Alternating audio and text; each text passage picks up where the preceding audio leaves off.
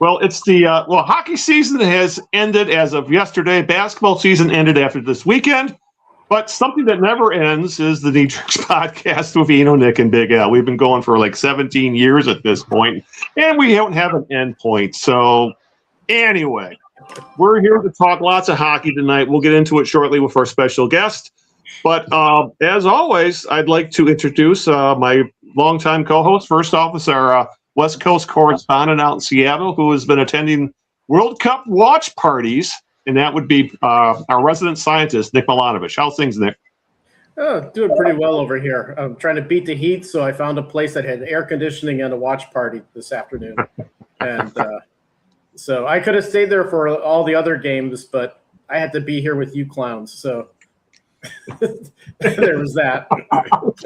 I think we've been insulted, Greg. And speaking of that, that would be my longtime co-host, the man who has the Greg Eno Out of Bounds Substack, who wrote about the bird, Mark Fidrich, today, about the Mark Fidrich game against the Yankees back in '76. I remember watching that myself. And that would be, of course, Greg Eno. Greg, how are things? I know you've been doing a lot of traveling yourself recently. Yeah, doing well, thanks. Yeah, I was on vacation a couple weeks ago, did some camping. You mentioned the podcast. This is our first show of the 18th season. 18 years, oh my God. This is the 18th season starting tonight. I cannot believe it. We started in May of 2009, and here we are. And the aforementioned Greg Eno Substack, please subscribe, gregeno.substack.com. I will be in your inbox every Monday. If you would do that, I'd appreciate that. It is free. Happy to bring some content to you every week. Today, as Al said, I just kind of took a trip down memory lane. 1976, June 28th, the Yankees in town. Fidrich mowed the Yankees down that night. I talked to Mark in 2006, which is what was the basis of the column. He and I had a phone chat about some things, and of course, I asked him about that night. So I kind of wrote the column today through his eyes, and so that was a little bit of a little fun to do today. So please check that out. We are very happy to have yet again a man who now is becoming a bona fide friend of the Knee Jerks. We don't throw that term around lightly. We only reserve that for men and women who show up on the show on a fairly frequent basis. And I think Keith Gave now qualifies, guys. Keith has been on, this is like a fifth or sixth time now. Keith, my friend, thanks for being here. We always look forward to it, and appreciate you being here. Hey, I'm ready for the jacket now, right? Yeah, that's right.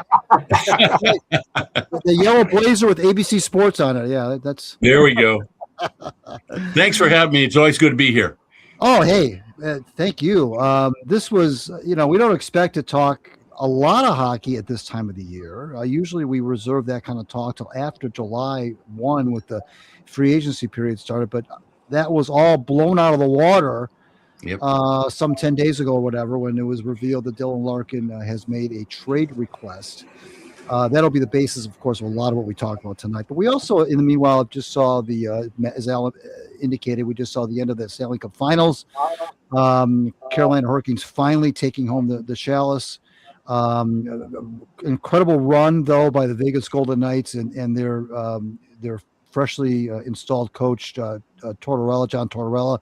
We'll talk about that I think a little bit. That was an amazing story in and of itself. And then I think somebody said that Rod Brind'Amour became I'm not sure how many coaches before him have won a Stanley Cup, and also as a player and as a coach. He's not the first, of course, but there's several that have won a Stanley Cup as a player and as a coach. And I think 7 of them have done it as a member of the same franchise, of course, which Brind'Amour did not. Brind'Amour's Stanley Cup championship as a player came with what team, though? Carolina in 06. Oh, so he did play for the same team. Yes. Okay, so he's in that rarefied air. Gotcha. Okay. Anyways, Keith gave us here. Let's get right into it. Dylan Larkin, we've talked about Dylan so many times on this program. The one I remember the most, the discussion we had, Keith, was when Dylan had made that comment at the end of the 25 season, when he publicly complained that Steve Yzerman had not made any real significant moves at the 2025 trade deadline. You were critical you were critical more of Yzerman, I think, at that time than you were of Larkin. But now here we are, a year later and some change. Dylan has gone out and made a trade request, and then it came to then we come to find out a few days later that the trade list that he's willing to go to only included 3 teams: Vegas, Minnesota, and the Lightning. And so that became a contentious issue. But what say you about this whole thing? Because you've covered, obviously, Stevie's a player. You've covered tons of NHL players. Is this a new one for you that a captain has requested a trade? Greg, we've seen we've had 100 years of Detroit Red Wings hockey, and we've never seen anything like this in 100 years. This is something new, and I'd like to. I guess I can say I was shocked by the news that Dylan Larkin wanted to be traded, but not surprised, if that makes any sense. Shocked because captains don't do that in the National Hockey League, right? I mean, we just never see that. And especially somebody who works for Steve Yzerman, who has the really good name around the league. What did we hear early in Yzerman's tenure when he tried to recruit players and bring them to Detroit as free agents? What did they say? Well, when Steve Yzerman called, I said yes immediately. It's an honor to want to be able to play for him, right? Now we have at the end of last year, Dylan is a little bit upset, and he speaks publicly, and I supported him. Right. I felt like he was acting like a captain. He wasn't happy. His team wasn't happy with what the general manager did at the deadline. Not enough to get them another player or two to get into the playoffs. And same thing happened this year. They came close, but they made a trade. They overpaid for a defenseman, but they got a defenseman who played pretty well down the stretch for them. But they were still one player away from making the playoffs. That's what I think. That's what other people in the organization think. Steve Yzerman has some. There are people in the organization who aren't real happy either that he's so conservative and not making the right kind of moves. The last 3 years, they've been one player away, arguably, from maybe making the playoffs. And he hasn't pulled the trigger on trades that he could have made. And that's frustrated a lot of people, even in the organization. So what did Yzerman say at the end of this year? We're going to have some tough conversations with several of our players. Clearly, he had a tough conversation with Dylan Larkin, and Dylan didn't like what he heard. And Dylan, talks to his drinking pals from the Olympic team. And my feeling is Dylan Larkin, during the Olympics, celebrating a gold medal, started to realize again how much fun hockey could be. And he's not having it in Detroit. And now he wants to go somewhere else where he can maybe enjoy the game and enjoy life a little more. I don't know if that's going to work for him. It's going to be really hard for him when he comes back to Detroit, playing with it for an opposing team at Little Caesars Arena. I'm curious about, we'll get into what the fans' reaction has been in a second, but I'm curious as to what you think about this reported, and I use that word specifically, implicitly, because this is only reports and speculation, that Dylan's relationship with Yzerman is not great. It might be a little frosty. And it may or may not have begun, that frostiness may or may not have begun with those remarks that he made publicly at the end of the 25 season. But my first question is that anything you've heard? And secondly, is that something that you would buy into if you were to think about it? I'm sorry. I asked that question again. I wasn't following. I'm sorry. My question was, would it surprise you that folks think that the Yzerman-Larkin relationship isn't very strong?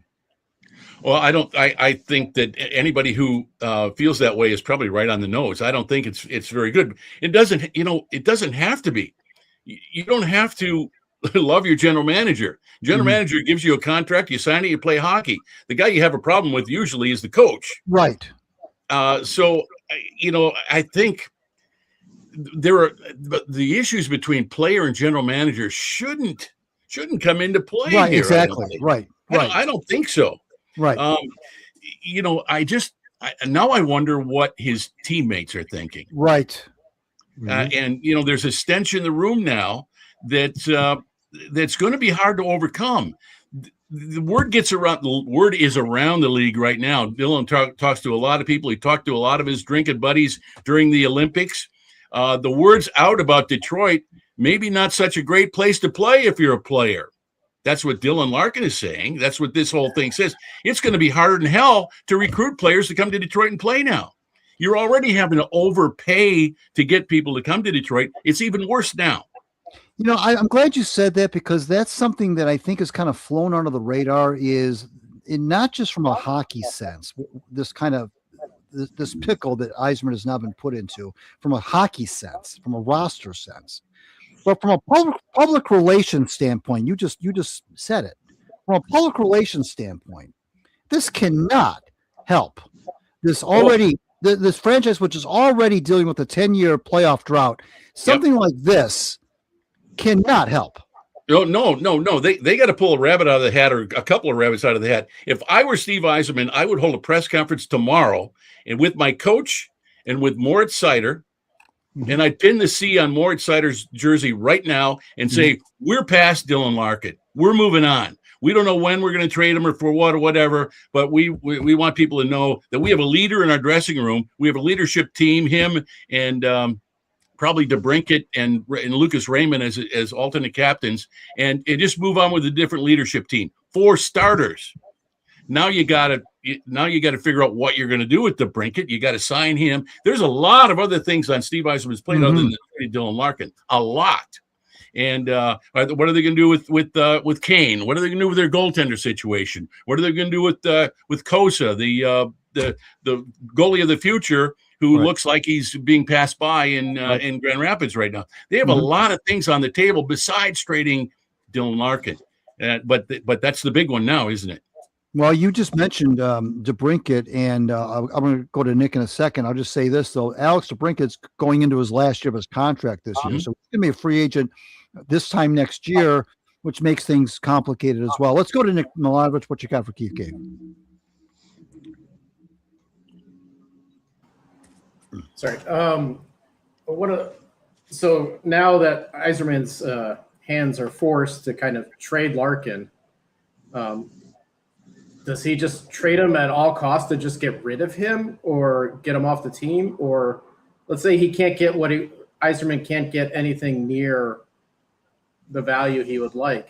Does he sit Larkin and just – because it doesn't seem like putting him on the team and saying you're under contract, you're part of this team, tough shit go out on the ice is an option. Yeah. I don't think that this is going to be a fire sale by any stretch of the imagination. Steve Yzerman is very, very stubborn, very pragmatic. We all know that. I think he will sit Dylan Larkin as long as he needs to get full value.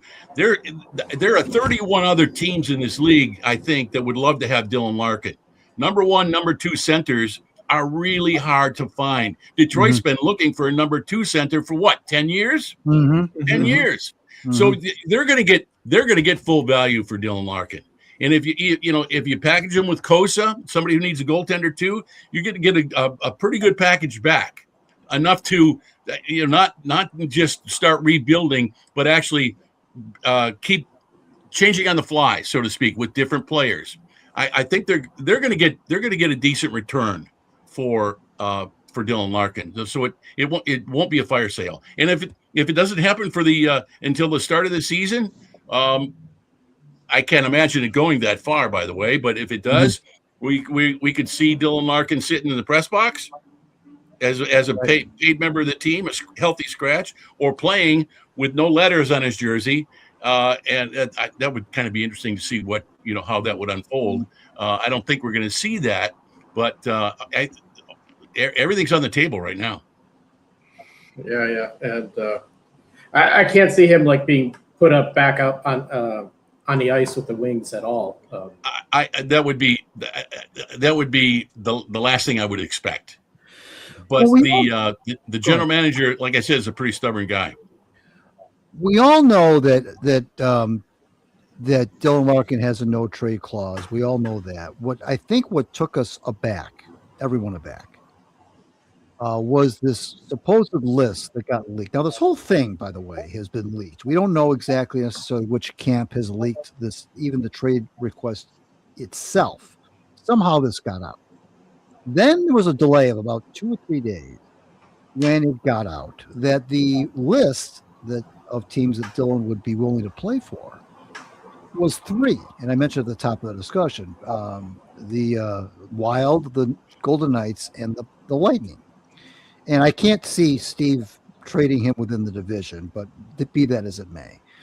My piece that I wrote last week called that part of it out as well, that I didn't think Larkin has earned at age 29, who hasn't won anything in this league, to dictate that he only go to 3 cup-ready teams.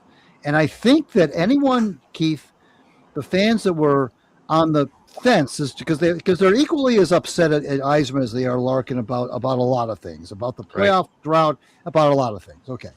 The fence sitters on this, I think, were pushed over the edge into the Yzerman camp, not so much as a pro-Stevie thing, but it's an anti-Larkin thing when they saw this ridiculous list of 3 teams, which is, I just couldn't fathom that. I'm with you there. I talk about having your cake and eating it too, right? Right. I think that speaks to me.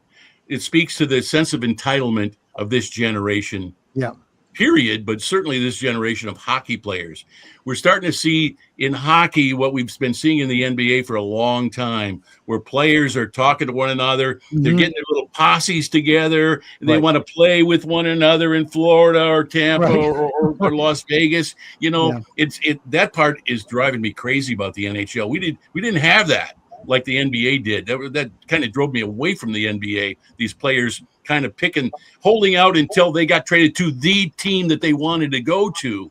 You know, that's just not right. I would hope after this episode with this situation in Detroit, that the Players Association will talk about this in their next contract.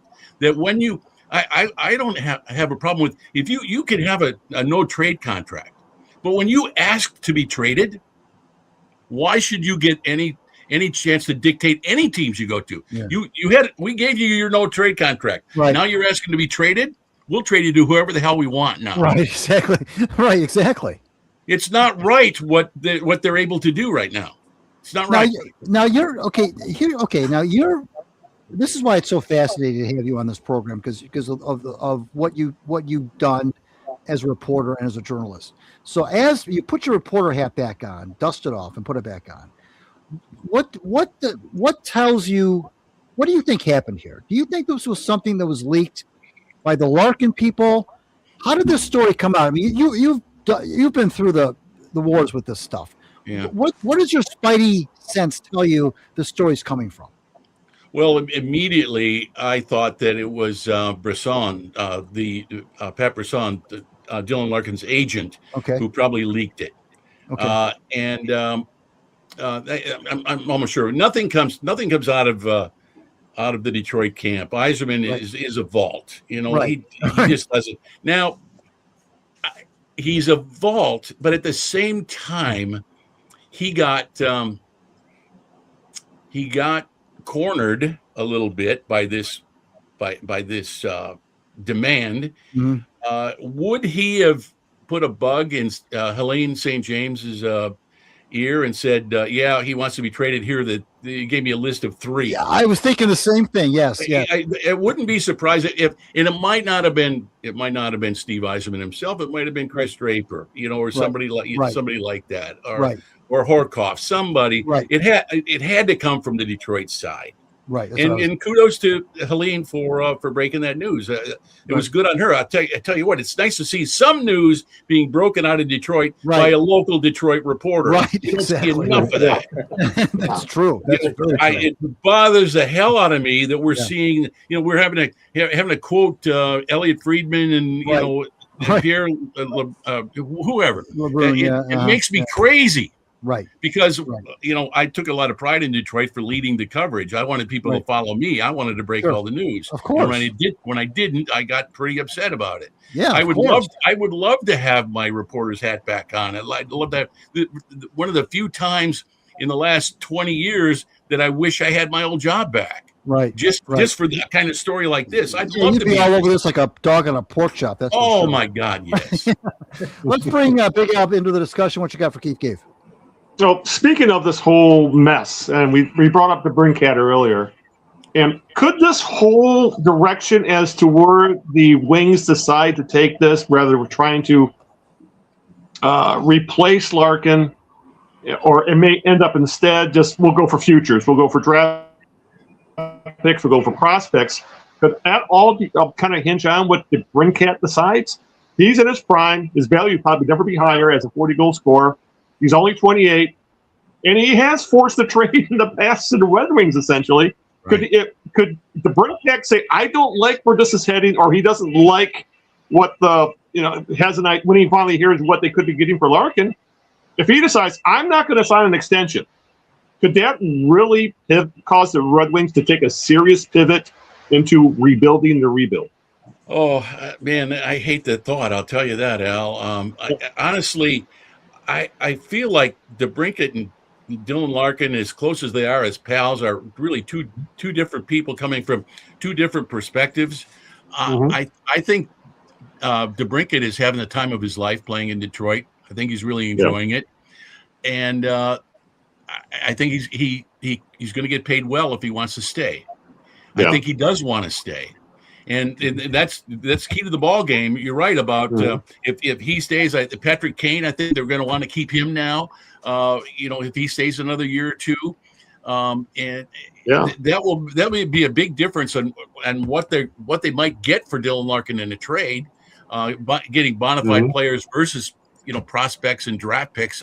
Which I hope doesn't happen. But this is a really important time for Alex DeBrincat, the Detroit Red Wings. Because right now, the future of this franchise might be in his hands. Yeah. And to kind of follow up, I'm sorry, go ahead. I'm sorry. No, go ahead, please. No, because I was going to follow up and just say, we're taking of all this about what the Larkin being available for trade. What's the value? Because apparently, from all accounts, he is the top player on the market right now because number one centers, even though he may not be a top 15 center, he's still a legit center who could, if you put him on here we go, the cup contender thing as your number two, oh my God, it'll probably just light it up. But regardless of all that, it feels like Larkin does have a lot of value. And going by what other fan bases say when they see Larkin available, they want him on their team immediately. So it feels like there is significant value there. It just kind of depends what kind of value is it. Is it because if they trade for players, it could just be a lateral move. Because wouldn't you, if you say we need centers, well, wouldn't you? The chance being, if you trade Larkin for an NHL center, it's going to be kind of a lateral move. You're not going to get a true, top 10 center for the guy. So, what is the value? Would he be more valuable getting futures or more valuable getting players, NHL players? I guess that's the question because it feels like it could be a lateral move if you get an NHL player in return. Yeah, I think it's impossible to get a real lateral move, a hockey trade, a number two center for a number two center.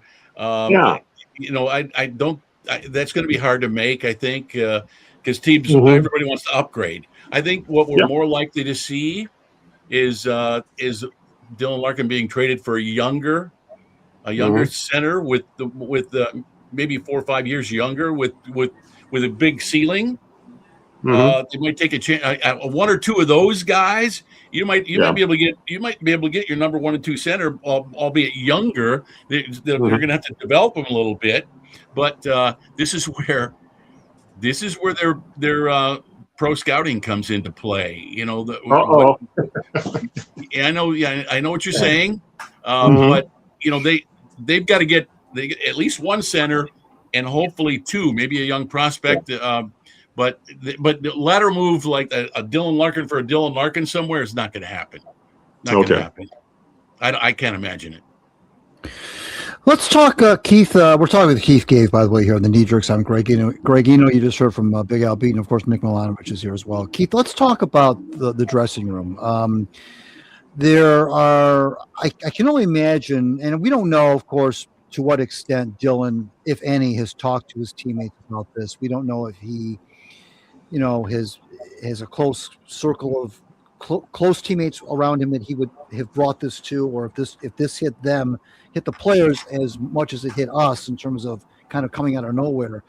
But as a player, and you mentioned at the top of the show, we haven't seen anything like this in 100 years, and I agree. But as a player, to see your captain want out, I feel like it could go one or two ways: either good riddance, or there's a pall that gets cast over the whole organization. Yeah. And I'm thinking about guys like Seider and Raymond, the ones you've mentioned, and Cat. But even beyond those three, what does this do to maybe the younger veterans, guys who are like maybe 4 or 5 years younger, who've got 2 or 3 years in the league, and they see this happening? Does that affect those guys at all, or is that just, hey, that's just part of the business of hockey? Greg, wouldn't that be nice to know? Yeah. Wouldn't that be nice to know? If you're a reporter covering the team, wouldn't you be that dog on that bone and trying to contact players? I don't care if they're in Sweden, Germany, wherever the hell they are. Yeah. So you're tracking down players. You're interviewing them. They're going to say some things on the record. They might say some things off the record. But you got to give us a feel for what the heck's going on in the dressing room right now, and what they can expect when they get to training camp in Traverse City in September. We're not getting any of that. Right. And to me, that drives me crazy. As a reader, it drives me crazy. As a former beat writer with the Detroit Free Press, it makes me crazy that we haven't heard from some of the players about this. Right. As if this is happening in a vacuum, and it's not. Right. And it's not. And I can imagine why it would drive somebody like you crazy. It drives me crazy as well. Mainly because you might make fun of New York and New York and the press and the media, Philadelphia, but we could use a little New York right now. I think we could use a little, like Toronto. You said, to your point, we could use. Hey, what does Alex DeBrincat think of this? What does these guys? You can't tell me these guys don't have any opinion. I mean, you can't tell me that no. So it saddens me as a consumer of this. It saddens me. You as a professional, of course, it saddens you. So here we are, the four of us, just left to kind of speculate. That's the part of it that seems to not be talked about a whole lot. Of course, the focus is Stevie and Dylan, but no one's really mentioning the effect this is going to have on the rest of the team, no matter how this turns out, whether he's traded, who they get back, whatever. However you slice this, the end result is your captain has fled, essentially fled. Jump ship. You get back, that's what's happened. Yep. Yeah, it's an appalling situation, and wouldn't it be nice to know what his teammates are thinking right now? I haven't seen a quote from any of his teammates. No. Not one of them. Right. And if you've done your job over the years as both beat writers in Detroit have been on the job for a long, long time, you kind of think that they know how to get a hold of these players, no matter where they are. Yeah, exactly. Yeah. Contact them. Let them say no comment. Let them lie a little bit if they want. Right. Let them talk to me off the record and say what they want. Right. And I will. If you give me a handful of those interviews, and I'll be able to pull together a little bit a good picture of what the heck's going on, or what these players can expect when they get to the dressing room in September. Even the coach hasn't been quoted. Exactly.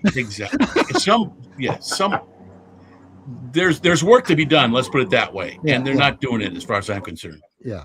And to your point, by the way, earlier when you said this shouldn't be usually a general manager player thing isn't a thing.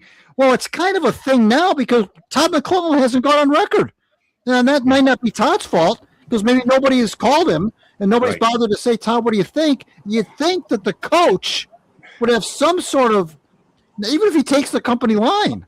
Has some sort of opinion about his captain wanting a trade. Well, he was not shy. Todd McClellan was not shy about throwing his players under the bus down the stretch, and which was good to hear. Actually, we got a couple of guys who were playing, and we got a bunch of shirts out there. Dylan Larkin was a shirt. Right. I'd love to know right now what Todd McClellan is thinking. Right. He doesn't have a captain. What is he hoping for in the trade market? He's going to say a lot of puffery about, well, this is an opportunity to retool our team and blah blah blah blah. But at least we should be able to know what the coach is thinking. We should at least be able to ask him the question and get a comment from him. And we're not getting that even. Right. That's true. Let's unless Al or Nick, do you have anything more about Larkin, or do you want to? Because we can move on to another topic. I guess the only follow-up would be for me anyway. Yeah. Is the logical successor Mo Seider? Oh, absolutely. I would be shocked if it were anybody else. Absolutely. The guy has been acting like the captain for 2 or 3 years now. He acts like a leader. This kid I don't think he's missed a game since he stepped into the league, right? He's got over 400 games. I don't think he has. No, he hasn't. The kid is amazing. Yeah. He plays 25 minutes a game or more in all situations, and he is accountable after the games to speak about what's good, what's bad, what's going right, what's not, more so than any of the other players. He reminds me a little bit about Nick Cronwall when he was here, and poor Zetterberg, they had brought him out it was painful to watch him try and speak after every game. But Nick would stand in the middle of the dressing room with his arms on his hands on his hips and tell you point blank how crappy they were playing. Nick Cronwall was a born leader of men, as far as I'm concerned, and I thought he would have been a good captain for this team too. But anyways, I see a lot of that in Moritz Seider, and I think he'll be a German captain. Believe that. Yeah. Believe it or not, I think, and Detroit's the place to do it. They've had pretty good luck with foreign-born captains. Yeah, right, exactly, for sure. Nick, you got any more about the Larkin situation, or? Yeah, I just want to. I mean, what we were just talking about is in line with my question. Is like Dylan Larkin was made the captain quite a while ago, but when Zetterberg retired, I think if I remember correctly, they were without a captain for like 2 or 3 years. Correct. And everybody was saying Larkin should be the captain. He's like the obvious choice. But Yzerman hesitated to name him captain, which seems very unusual. I don't remember a situation where they just didn't pick anybody as sort of the leader, on-ice leader of the team. Yeah, I thought about that at the time too, Nick, because I was one of those who believed that Larkin was the guy and they could have pinned the C on him a year or two before that, but they didn't. Obviously, Steve Yzerman saw something in the kid, wanted to see a little bit more before he put the C on him, and maybe Steve Yzerman is saying today, I told you so.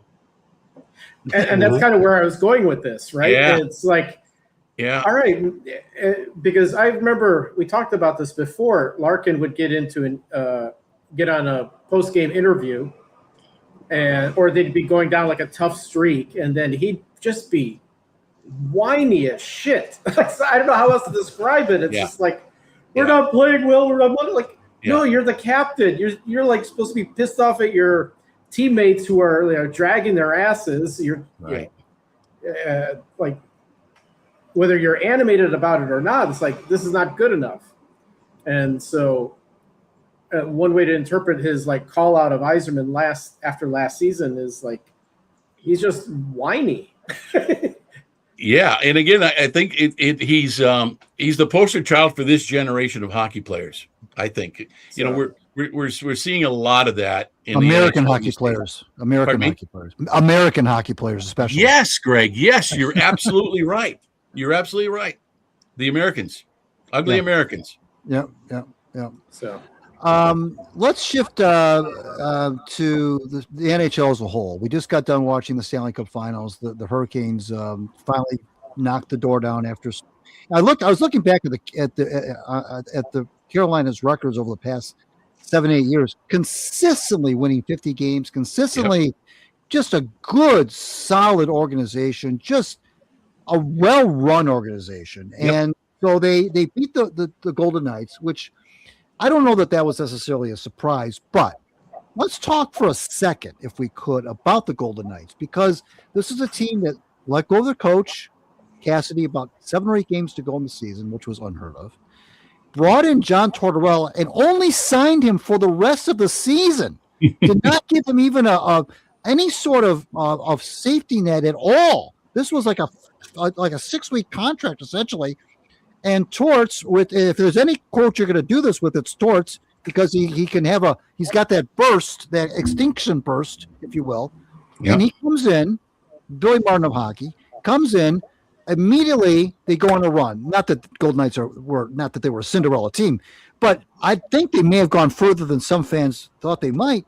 And he almost won this. He came within 2 wins of winning the Stanley Cup while being hired with 7 games to go in the season. I don't know if I've seen that before. Pretty big story, pretty interesting story for sure.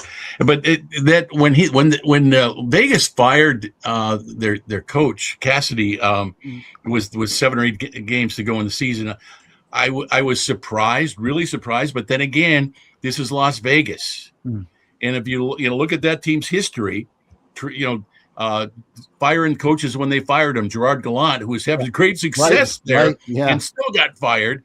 Right. They are a ruthless organization, absolutely ruthless. If there's a player out there that they want, they're going to find a way to get them. Period. And they almost always succeed. They do it with coaches. I admire them for that. I'd like to see a little bit of Las Vegas in Detroit. Right. The way they do things there. Pretty impressive that they went all the way. They were a good team coming in. Right. I didn't think they'd be in the Stanley Cup Finals, but I thought with Tortorella and if they get a little bit of goaltending at all, and they did get enough goaltending, they made a run. What they did to Colorado in their series was really impressive. Yes, because Colorado was the best team in the league all season long. Right. So give Tortorella and all those players credit.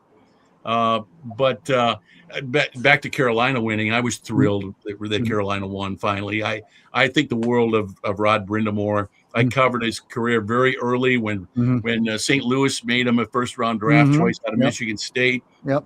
And watched him, get his career started sitting in the press box at Joe Louis Arena. His general manager in St. Louis, Ron Caron, the French Canadian guy, he used to stand next to me in the press box there and tell me Rod Brind'Amour stories. He said, you know this name Brind'Amour, you know what this means in French? I said, no, Ron, what does it mean? He said, it means a little bit of love, Brind'Amour. So I've always kind of watched Brind'Amour's career throughout. He was on that 97 Philadelphia team that Detroit swept for the Stanley Cup. Yeah, sure. But a great player, a kind of a Steve Yzerman without the gaudy statistics. A 200-foot player could do everything. Right. A born leader of men, and we see that saw it as a player. We're seeing it as a coach now, and I was just happy as hell for him that he was able to lift the Stanley Cup. Was he when he was on Philadelphia? Was he part of that Legion of Doom line? No, he was not. No, he wasn't on that line. That was Lindros. That was Lindros, Leclerc, and a big Swede. Not Primo, no. I'm drawing a blank. I'll have to look it up.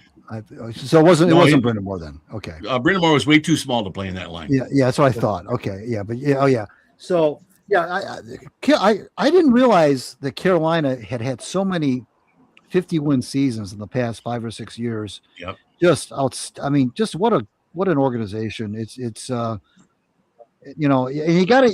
And that was the old Hartford organization, of course. And the Carmanos thing, and Jimmy Rutherford was there for a while, and they've just been such a well-run organization. So you can't really hate on them.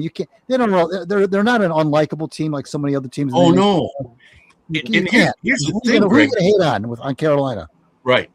The thing is, they did it without a superstar. There's no real great big star. Right. And that is, frankly, that's the mold that Steve Yzerman was kind of following, trying to build a team. Detroit doesn't have a superstar. Dylan Larkin was not a superstar. Alex DeBrinket's not a superstar. They're pretty good elite players, but they don't have a superstar like Carolina does not have a superstar player.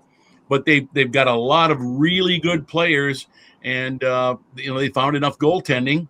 Freddie Anderson took him to within 3 games, and then the kid came in, Bussy, and like a good reliever, and won the last 3 games. The last one by a shutout.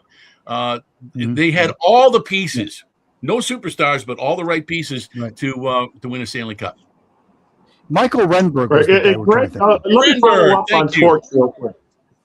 Yeah, go ahead. I wanted to follow up on Torts a little bit, just because. Sure.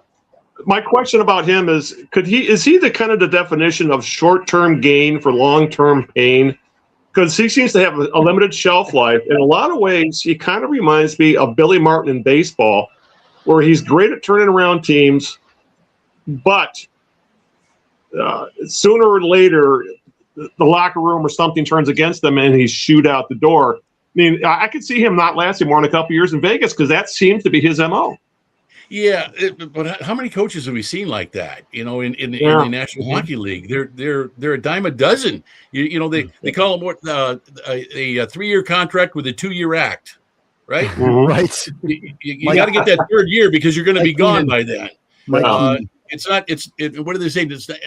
I don't want to be. I don't want to be coach of the year. I want to be coach for a year. Yeah. But Tortorella's got that reputation. His players tune him out after a while. I think Gerard Gallant had it, which may be why he's not in the league anymore.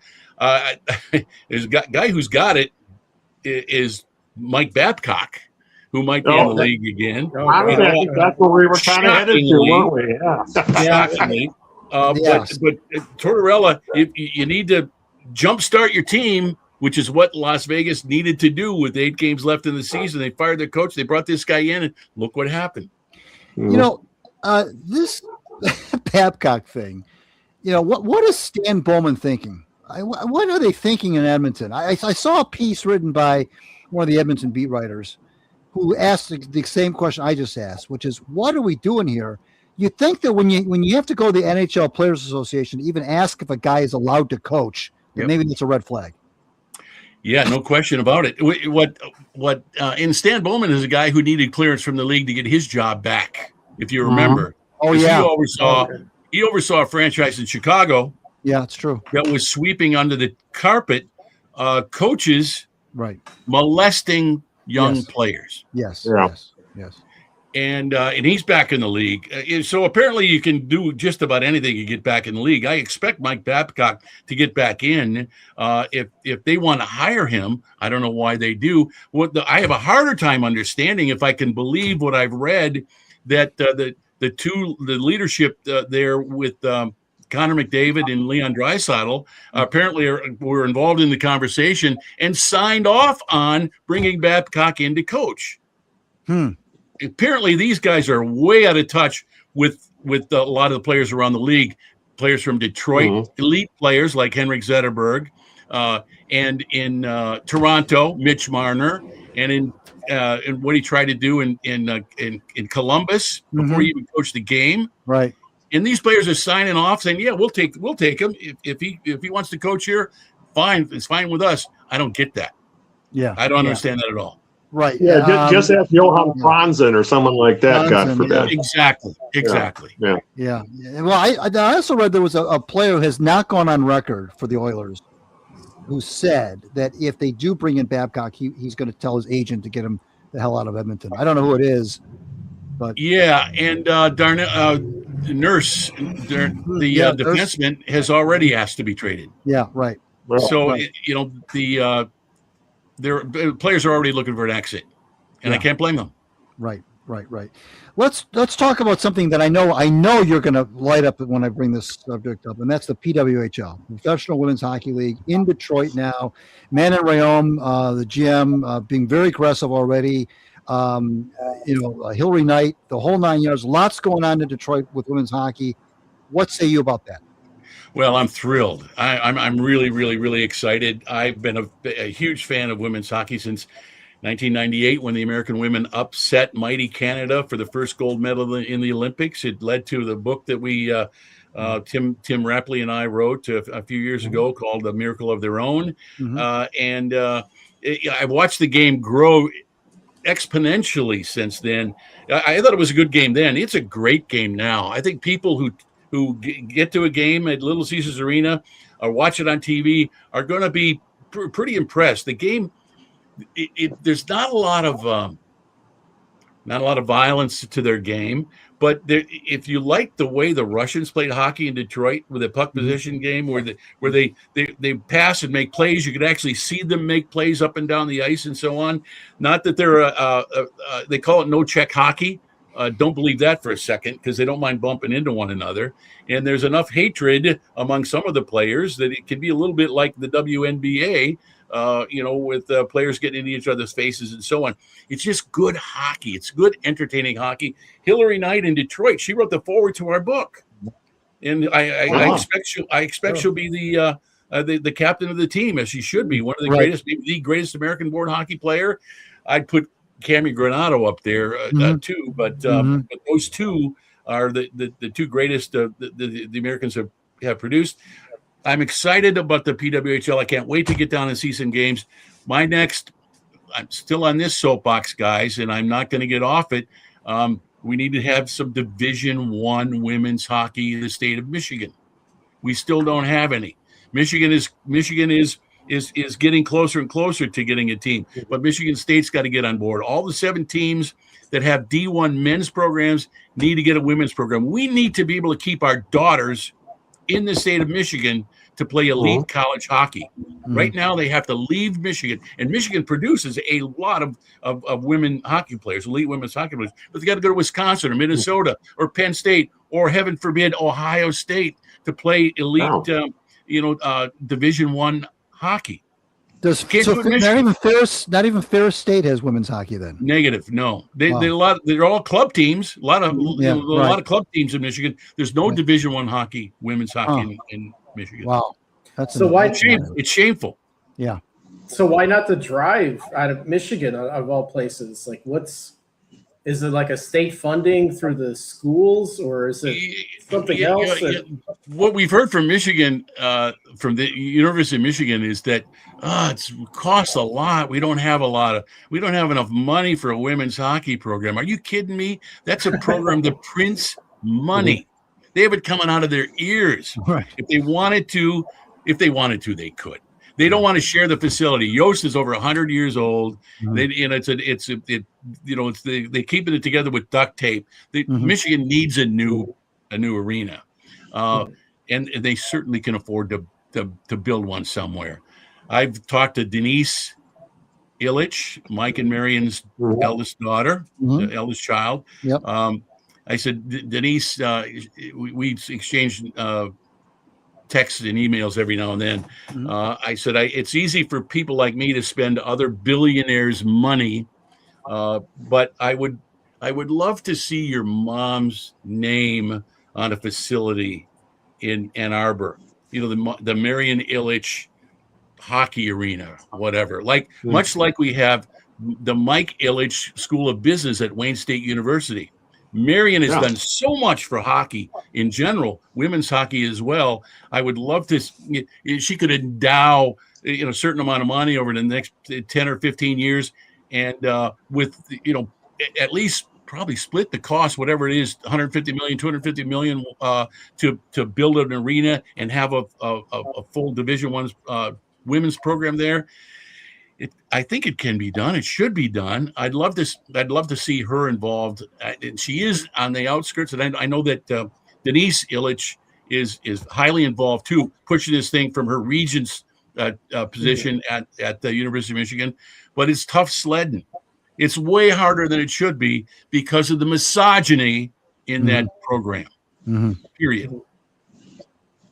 Back to the and things are a mess up at MSU right now anyway. I mean, they just lost their athletic director was on their year. Yeah, I know. And Tom Izzo came out today. and was very vocal. I don't know if you guys saw this. He came out in an article today in the Free Press. I can't remember who wrote it, and just went off on what's going on there. Tom is disgusted at what is going on in that university. He's heartbroken, essentially, between the AD, the president who wants to leave, go to Clemson. There's all sorts of things going on over there, and he's not having any of it anymore. And Tom's been with that university for 43 years.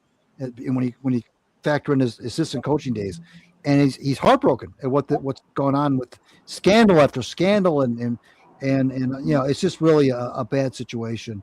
But Keith, I want to get back real quick to the PWHL, because this is another thing that kind of I think will warm your heart.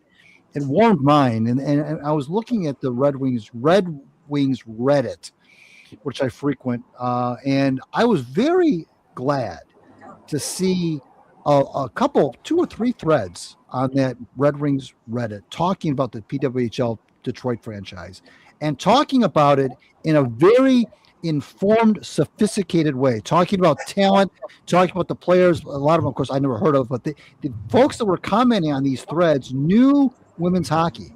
They knew it. I mean, you could tell the way they were talking about the players and the moves Manon Rheaume's making, and what she should do, what she shouldn't do. They were talking about this team like they were talking about the Red Wings. There was so much enthusiasm and effort going into these posts and these comments. It really made me feel good. It does me as well. I understand what you're saying. There are a lot of smart hockey fans out there, and the smartest hockey fans know that women's hockey is worth their time. Let me ask you this, because I've not read those threads as closely as you have. Could you tell whether the people who were writing those very informed notes were men or women? I couldn't tell. It's hard to tell. I couldn't tell, but I would. My gut told me it was men, because most of the commenters on that subreddit are men. Right. Now sometimes the avatars and the icons for the people who are commenting are generic, so you can't tell if they're men or men or women. But my gut tells me most of them were men, but I would be thrilled if there were some women in there too. I remember years ago I was frequenting some WNBA threads, and I was so tickled in a good way, not in a mocking way, in a good way, to see so many women talking about the WNBA like you and I would talk about at the NHL. They were that informed, they were that plugged in, and I just got a kick out of that. I think that's great. I think it's really, to me, means that this franchise is going to hit the ground running in Detroit with the fan base. If they're already talking about what should Manon Rhéaume do, and they were throwing these names out of these players, that it was just really, it was awe-inspiring, quite frankly. Well, I've always said, even in Detroit, hockey fans belong to a cult. Yeah, it's a cult sport, and when people are going to get into this team, and before this season, I'll guarantee you on that Reddit site, there are going to be people talking about lines.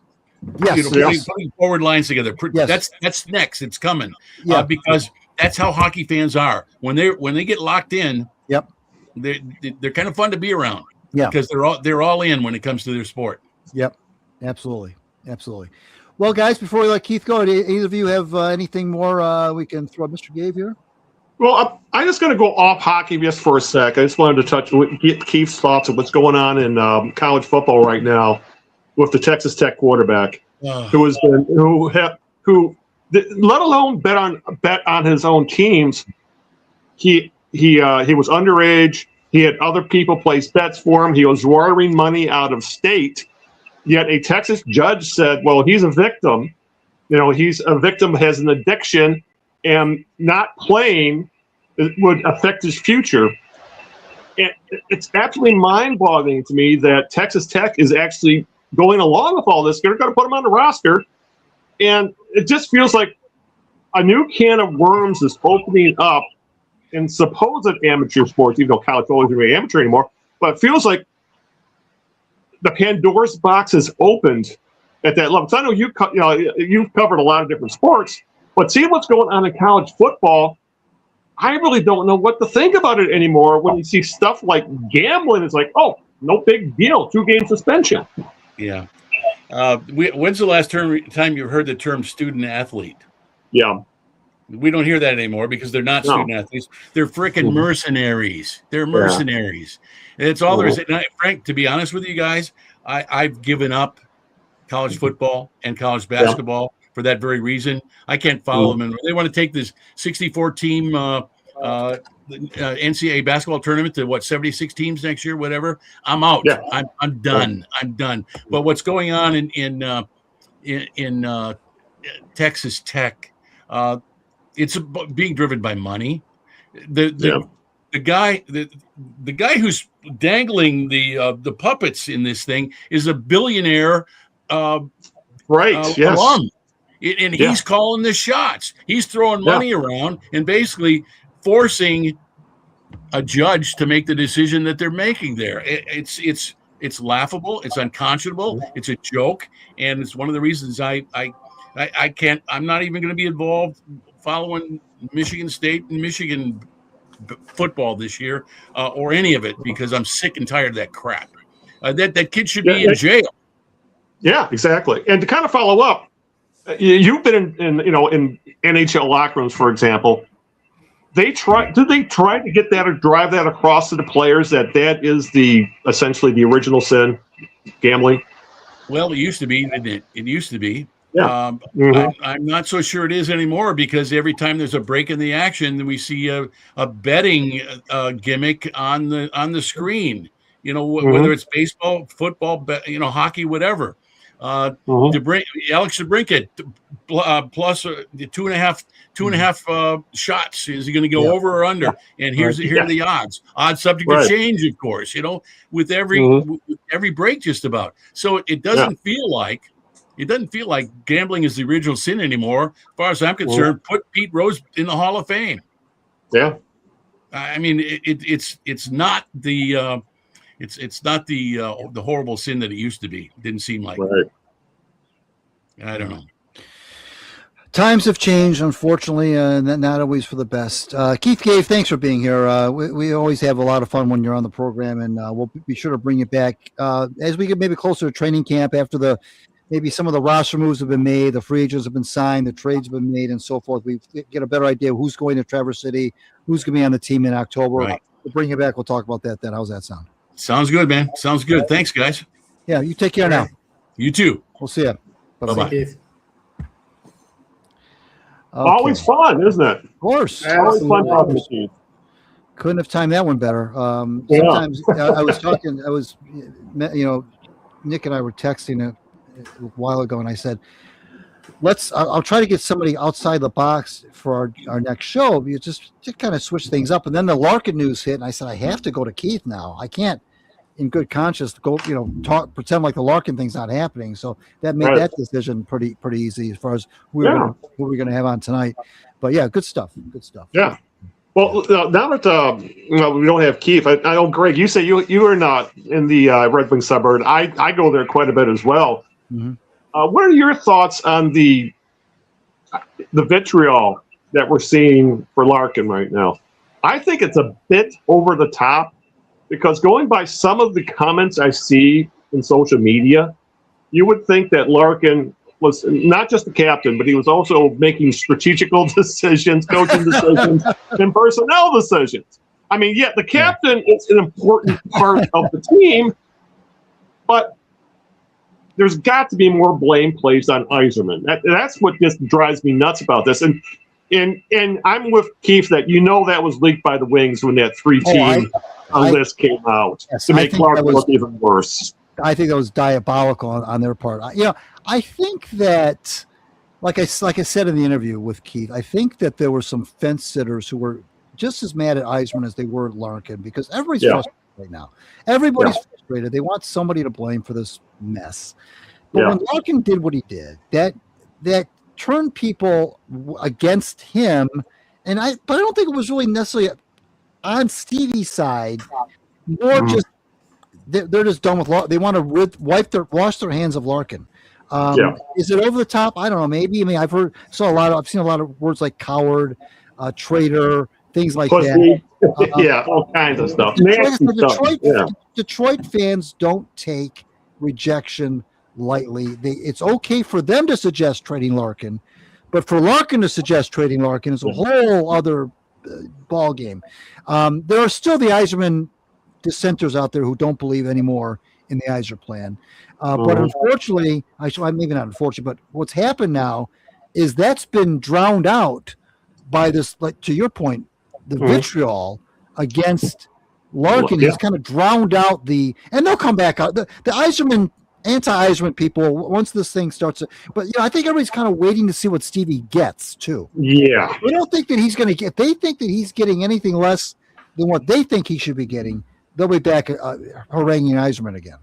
Yeah. Oh, there's a lot of commentary now about like what Yzerman should get, or of course, some guys are proposing what Yzerman should get. I'll be satisfied if he gets this. Well, fuck you. You have no say-so in it. So, well, let me ask you guys. I'll start with you, Nick. Do you try to retool or rebuild with this? I am like totally against the whole idea of rebuilds. Yeah. I think it's stupid. It sucks from a fan standpoint always. Oh, yeah. And rarely have I heard rebuilds ever working the way everybody says they work. Okay, we'll get rid of the old guys. We'll bring in young guys and prospects and draft picks, and we'll grow them organically from the ground up in the farm system. That takes like 30 years if you get it all right, and you won't fucking know whether you do for 20, 30 years. That's true. Right. Like, it just doesn't happen. How did Las Vegas end up in the Stanley Cup 3 times in the last 10 years? Less than 10 years. Right. Not through this horse shit about drafts and rebuilding. So I never believe in just tear it all down. I think that's why Lynn Henning always drives me nuts when I hear him. Let's get more assets. Like, kiss my assets. Like, seriously, give me some major league ball players on that team, so there's something worth watching. Well, you know what, Nick, your point is, and the reason why your point. First of all, I agree with you. Number one, that's the first thing. Secondly, the reason why your point to me has so much validation is because when you look around all the 4 sports, there are teams in every one of those sports who never, quote unquote, rebuild. They're always good. We just talked about Carolina. Carolina's been winning 50 games for 8-9 years in a row now. You look at the football, you look at the NFL, the Chiefs and the Packers. And when was the last time you saw a bad Packers team? I mean, like a 5-12 Packers team, or a 4-13 Chiefs team, or a 3-14 49ers Packers team. maybe, but I mean, you don't see it. And look at baseball. I mean, I know that's maybe not a great example because the payroll can be so skewed. But you look at every sport, the NBA too, although there's some ups and downs, but there's still some teams that are always kind of in the mix. The Spurs for years under Popovich were winning 60 games for years. And Lakers. When was the last time the Lakers have been in a rebuild? Right. There's the point being is that there's so many franchises that don't subscribe to what you're railing against, which I agree with. Which is you're right. There's a difference between plotting out a rebuild on a chalkboard and actually executing it. You're right. It's two totally different things. There's too many variables to sit there and say this is the way we're going to win. It's not. And Al has said it a million times. These things are not linear. They are not linear. And if something's not linear, then how the hell can you plot it out as if it were? Yeah. And you can't. No, I'm sorry. Go ahead, Nick. Go ahead. But the other part of it too is it's kind of, it creates sort of an infection in the team culture. Yes. Of course it does. If I say to my team, it's like, okay, we're rebuilding. Right. We want to teach the guys how to play correctly. Teach them in the fucking minors. Don't bring them up to the major league level, teaching them how to play the game. Right. Holy shit. You may fine tune them, but you're not teaching them. Cut that shit out. And you're then, on top of that, everybody's the mentality, we don't have to win now because we're going to win sometime in the who the fuck knows when future.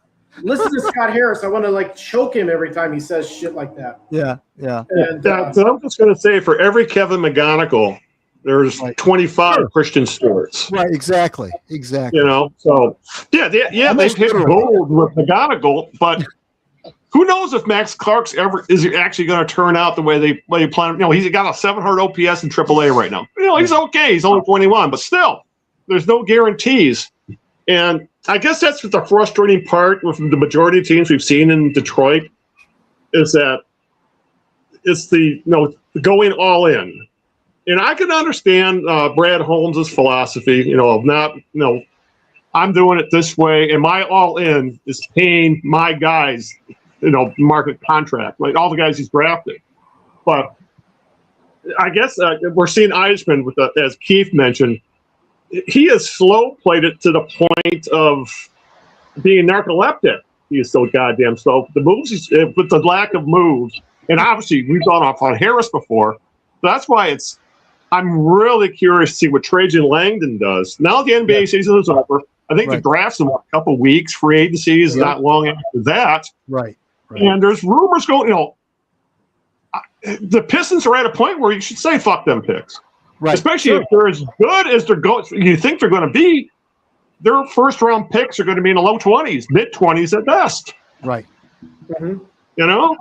I mean, they gained some spots in the Jay Nivey trade. They gained some spot where they went from 28 to 21 or something, right? In that 21. Yeah, but you're right. Supposedly the Pistons are kicking the tires on guys like Murphy and Kyrie Irving, and you name it. We don't know if they really are or not. But you're right, Al. This now all the spotlight now is on. Even though the Lions are in the news, is on what's Langdon. Now that the finals are over with now, and to your point, draft is coming up in free agency. Now we're all going to be talking when the Tigers aren't doing anything. So now we're all talking about. Going to talk about Langdon and what does he do now? It was obvious in the playoffs that what they needed, can he go out and get it? And City Hall just texted me before they went on the air a little while ago, and he said some big decisions coming up. He's not sure what they're going to do with Harris, with Javonte Green. He says I don't know what they're going to do. Some big names here. Big decisions to make. And it'll be and the Duran contract as well. Right, that's what he said. Oh, City how much money they've got left after they pay Duran. Yeah. So, Al, to answer your original question, retool. Retool. I think you're in the same boat too, Greg. That with Yzerman, he can't rebuild. I mean, we're 10 years in, even though he's been here 7. And I hate the excuses people make. Well, the first couple years were spent cleaning up the mess. I don't care. It's been 10 years since the playoffs. The team has even sniffed the playoff spot. They've had 3 straight collapses. They need to do something. And if the Larkin trade is the excuse to actually make a bunch of significant moves, right? Then great. I mean, this might be the best thing for the Wings. Exactly. But don't forget, the Red Wings would have been in the playoffs if they were in the West. Don't forget that. Oh, yeah. In the playoffs if they're in the West. I hate that. I despise that. Or they've improved every year by 2 points? They went from 92 to 94 to 96. Yes. That's like saying they'd be champs every year if they were the only team in the league. I mean, so what? Exactly. But it's been so frustrating to see the Lions get close, couldn't get over the top. Tigers get close, couldn't get over the top. Pistons are close. Let's see if they can get over the top. And then you got the Wings. I don't know what the fuck they're going to do. So it's been very frustrating as a Detroit sports fan as of late. Well, I'm going to point out one other thing about the Red Wings. At some point, this Larkin thing will be over. He'll be gone. Right. They'll have the Red Wings still have a shit ton of issues. Sure. No matter who they pick up. Of course.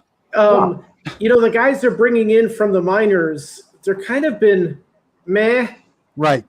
The guys they traded for have been meh, minus. Right. Exactly. Yeah. And so that's why I don't like putting all my eggs in the prospects basket. No, they've been terrible. Yeah. They traded up to get him, Right. and now he's been passed over by 2 other goalies. Right. I'm so sick of hearing about Cossa, by the way. I hope they do trade him. I really do. They did like weird things when Lalone was still the coach. I remember they were talking about Cossa's debut. Right. But they started the other goalie. I can't remember who it might have been, Alex Lyons or who. I can't remember who it was. They decided to start Cossa in the second period for some reason. Oh, that's right. That's right. What the fuck is that? I forgot about that. That made no sense whatsoever. I forgot about that. Yes. Right. It's like, what are they doing? Like, you're right. They trade up for Cossa. You know, he cooks in the minors for a while. He's beyond done, well done. Mm-hmm. Like, either put him out there, see what happens, give him a half a season at least. Shit, man. Oh, yeah. Right. Yeah, it's something else to say at the very least. But it's let me let's talk about a little more pleasant topic before we kind of start wrapping things up. I know, Nick, you're in a World Cup city. Yep. And you're at a viewing, a big viewing event today. Mm-hmm. How big is the World Cup there? And what teams are playing there, by the way, or do they rotate them in and out? I'm not really sure how it's working. So they're rotating them. It's not like one group plays all here. Yeah. Okay. Today it was Belgium and Egypt. I think Egypt plays another game here. There will be one with the U.S. and Australia, if I'm not mistaken. Yeah. There will also be Iran, and they may be playing Egypt too over here. Mm-hmm. Yeah. There's basically 4 in the round robin, and they'll have 2 of the playoff games out here. So this was the first game today. I think the next one comes Friday, and then next week Wednesday, and then Friday again, something of that sort. Well, what's the atmosphere been like there? So it's not rowdy. As a matter of fact, I went to that watch party, and about an hour afterwards, I'm on the bus coming back to my place, and I pass. Anytime I take the bus into downtown Seattle, I pass by both stadiums, the baseball and football stadiums, and so it was crowded, but it was quiet. It wasn't particularly active, and I say that because in 1994, I was still living in Michigan, and I had tickets to the games at the Pontiac Silverdome. Yeah, that's right. They had World Cup games here. I forgot about that. Exactly. Yeah. And what I remember from that World Cup was Brazil played Sweden in one of the round robin games out there. Yeah. And I still remember that the Brazilians were just celebrating the whole time. It was just like this giant, massive party. Oh. It wasn't like rowdy drunkenness, but they were beating drums during the whole game. It was exciting, and I didn't quite see that here this time. So, but it was a good game. The people in this watch party, a lot of families were, and I think there was a graduation going on at that same venues, and so people were interested. And when there was a goal or a kick towards the goal but missed, people shouted out. But it was pretty quiet overall. Yeah, because I saw what was going on in Boston, where it looked like the entire nation of Scotland took over Fenway Park last night. That was wild. I wasn't that thrilling out here in that sense, but well, Seattle has its own MLS team, though, right? The Sounders. Yeah.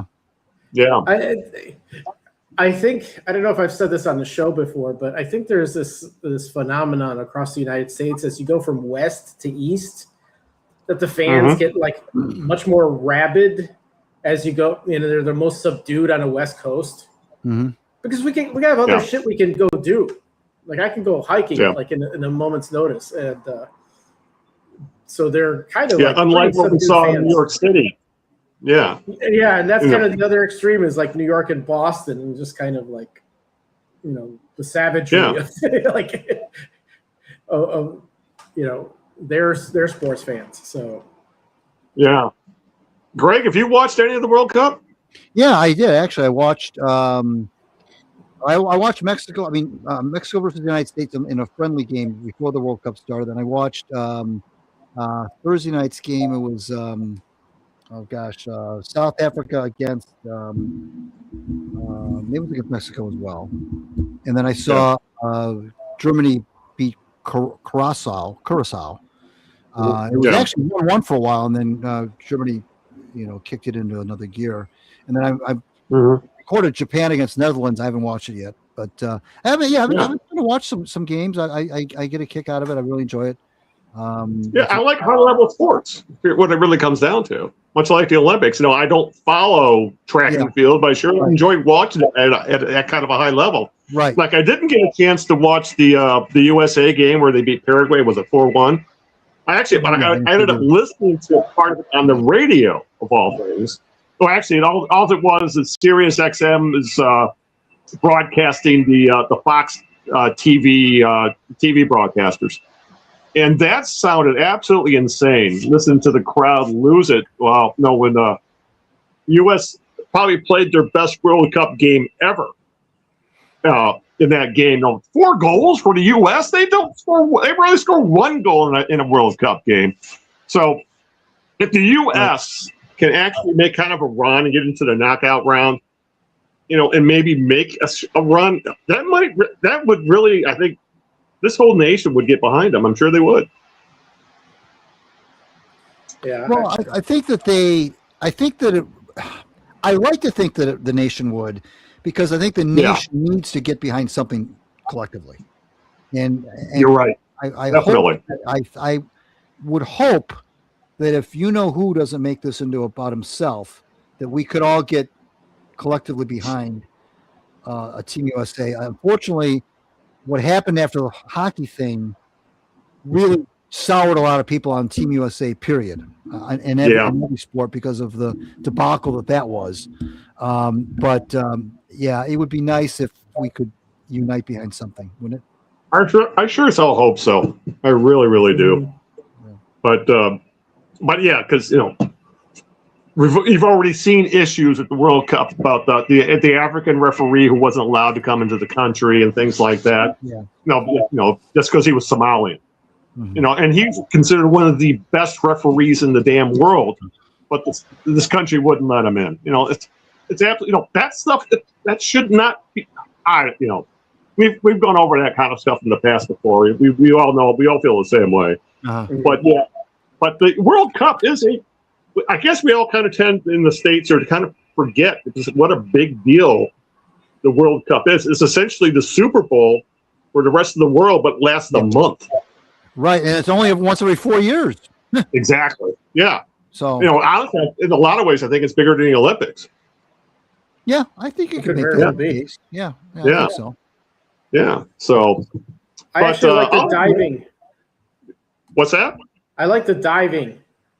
The diving. Yeah. They're doing a James Harden. Yeah. Yeah. Oh, I guess speaking of before we wrap things up, I guess we should at least touch on the NBA Finals, just because the Knicks won, and which I really found kind of hilarious. How everybody thought the winner of the West, that was the actual NBA title, between OKC and San Antonio. That was going to be your NBA champion. Yep. And here come the Knicks, the 3 seed out of the East. Yep. And they went on one of the more insane playoff runs in NBA history. Sure. They didn't just win games. That 29-point comeback, that stuff's for the ages. I mean, they pulled off some wins that were absolutely unthinkable. And then I think they ended up 16-3 overall in their playoff. After they fell behind to the Hawks 2-1 in the first round, they went on a 15-1 run to win the championship. That is bonkers. Yeah. Detroit would not have survived that, whatever that run is. It's just it's extraordinary. That's not common in I don't remember the last time I saw a team kind of that dominant in the playoffs from beginning to end. Yeah. Right. I don't know. Especially a team that Oklahoma wasn't City, dominant in the regular season. I mean, they only won like Yes. 53 games or something. I mean, not that that's not a lot of games, but it wasn't like they won 60 games. They won 53 games, and they went, like Al said, 16-3 in the playoffs. So, but I mean, and some of the wins that they had in the playoffs were like they weren't close either. No, they weren't. Points in the vast majority of the games. Yeah. That last game against Atlanta, like where the fuck? It's like they were. It's like the Atlanta wasn't even there. Right. Exactly. Exactly. Yeah. So at the very least, it proved that a team led by a guard can win an NBA title. With Brunson. And much as I don't like his flopping, I didn't really see that much of it during the playoff run. He was just electric. Then in that 45, 47, wherever he had in the final game. I mean, he outdid Walt Frazier, for Christ's sake. Yeah, he's almost unguardable in a way. It seems like. Yeah. It's what he can do for, like, to your point, for a little guy. It's really, and I don't know when we say little guy. I'm not sure how tall he is. 6'1". He's like Isaiah Thomas's height. Yeah. Wow. I didn't think it was. Yeah, exactly. Oh, wow. It's a big man's game, but if you can shoot and make plays, it doesn't matter how big you are. Right. Yeah. Yeah. For sure. Well, with that, since we're kind of unscripted tonight, since obviously, as you can see, if you're watching the video, you can see where I'm up north, but I was on a lake all day. But I think we're kind of winding things down. So at this point, I think it's time for the jerk of the week. So, Nick, who's your jerk? Well, I was thinking about actually one of the things that struck me was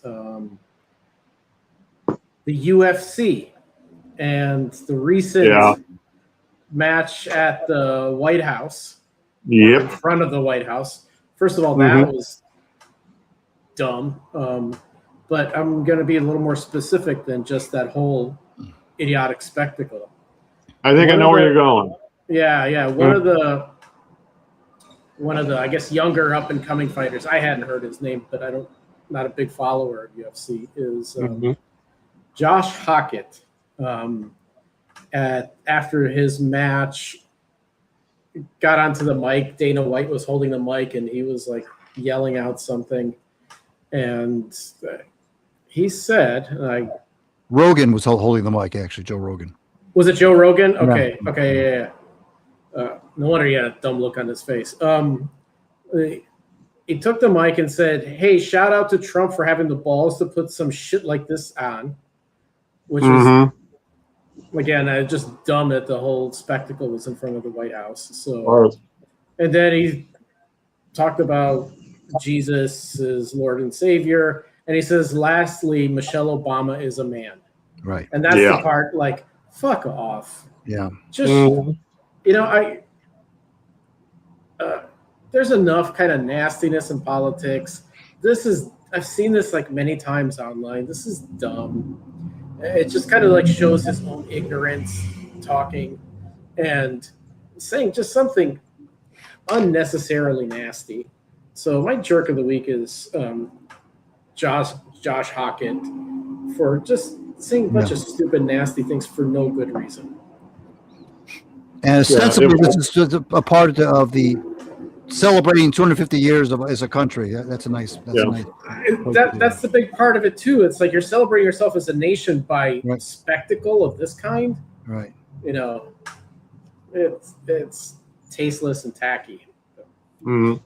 Yep. Oh yeah, it was awful. I'm glad I didn't watch it. I just saw some pictures of it and things like that. I would also add, just to add to that jerk, Nick, I would add on. Did you see the tie that Joe Rogan wore last night? It looked like Curly Howard. It was literally down to his breastbone. It looked like he was wearing a clip from the kids aisle. Oliver Hardy. I mean, yeah, bingo, just like that. I'm like, what? Really? Apparently, the guy never dresses up anymore, and that's the only tie he had. With the gazillion dollars he has to say, "Hey, go get me a tie." Yeah, exactly. Get me, because don't get me going on Trump wearing his ties down to his crotch. So the other way around. But it's the whole thing. Yeah, you nailed it, Nick. The whole thing was a a sham and a shit show, and and it was just trashy. I guess the best way to put it, just trashy. It's just utter embarrassment. Some people say that the U.S. is just we're on decline as an empire, and I think that's true. And then one sign of that is just the emphasis on spectacle, which this is like screams spectacle.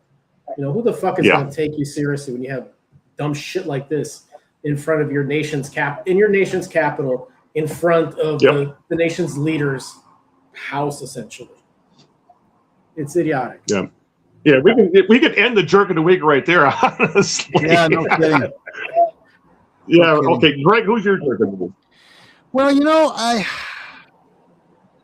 I know he's young, and I hope that he learns from this. It's not a good look. I don't know if you guys caught Victor Wembanyama's post-game presser after they lost the Game 5 of the finals. And it was a less than mature, let's put it this way, less than mature way of handling things. He abruptly stood up and left. He said something to the effect of, "See y'all never again," and got up, took the microphone off, and just walked off.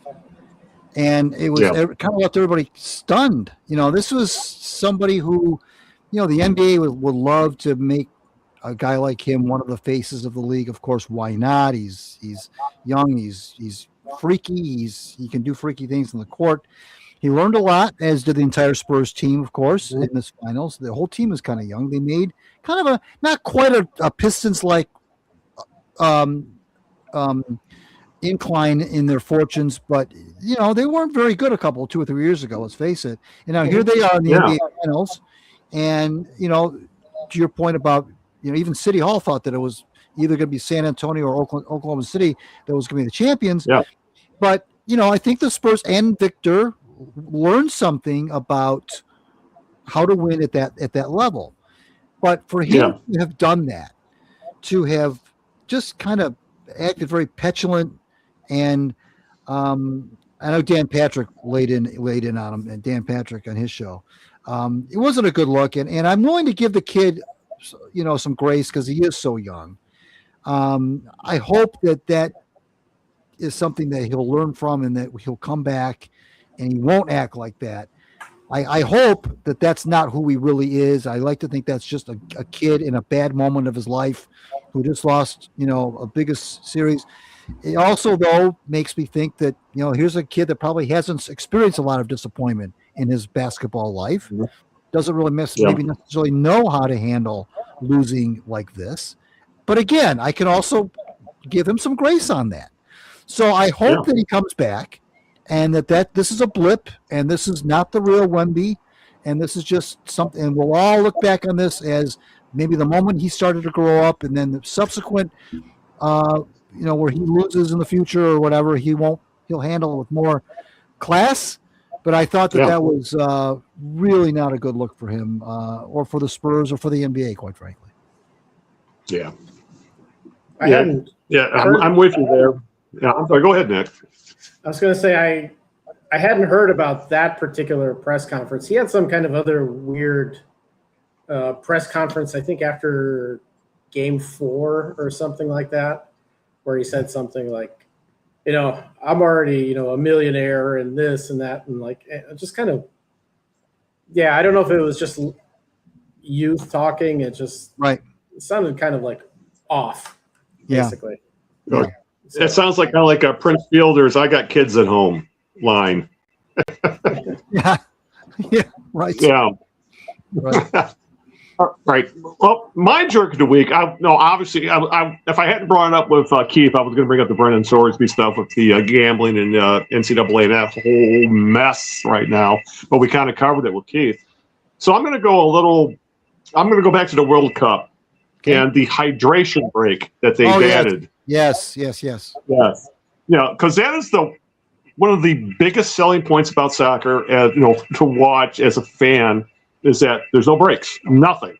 It's 45 minutes plus extra time of each period. The clock never stops. Play never stops. There's no commercial breaks. Right. Well, FIFA, in their infinite wisdom, it's the summer in the U.S. We're playing on some hot places. We have to have a hydration break. Well, you know what that was for. So Fox could run an ad in the middle of the damn of each period. Absolutely ridiculous. And Fox originally said, "Oh no, we're not going to run ads, or we might run a double box or something." No, they're running fucking ads.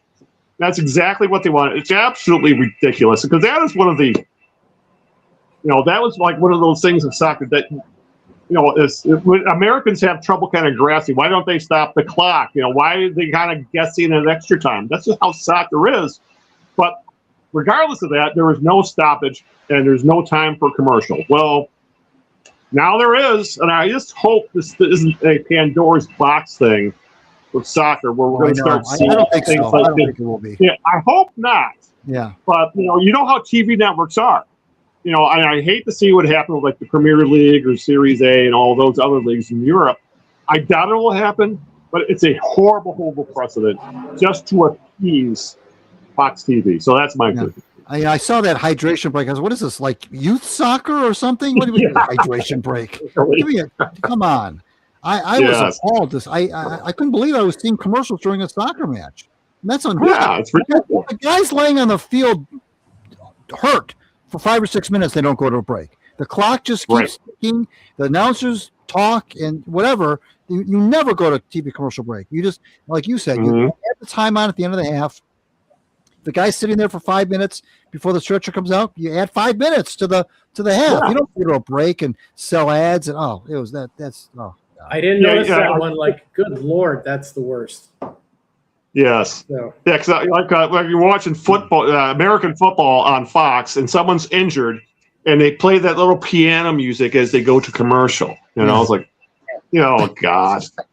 Oh, don't get me going on Fox, especially now they bought Roku today. So who knows how they're going to ruin that as well. Right. So, oh God. Yeah. Anyway, I think it's a good time to close things out. It's always fun talking to you guys, but I think it's time to wrap things up. So, Greg, as usual, if you get out the thank yous and the social media and all that fun stuff.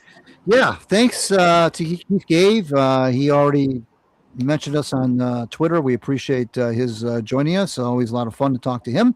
Follow me on Twitter at Greg Eno, and my Substack is gregeno.substack.com. I would appreciate a subscription. It's free, and it'll be in your inbox every Monday. Thanks to my lovely wife Sharon for putting up for this nonsense for putting up with this nonsense every 2 weeks, and thank you, gentlemen, for making Monday night so gosh darn fun. Yes, and up next, of course, is our award-winning carver. As a matter of fact, that would be Nick. Yeah, you should see this stuff, people. You need to subscribe to his Instagram. So, Nick, if you could. Well, if you want to talk sports, I'm on Twitter at Nick Milanovich, and if you want to talk wood carving, which is the other thing I do, is Instagram at Cat Up a Tree. So, would love a follow, and either one of those.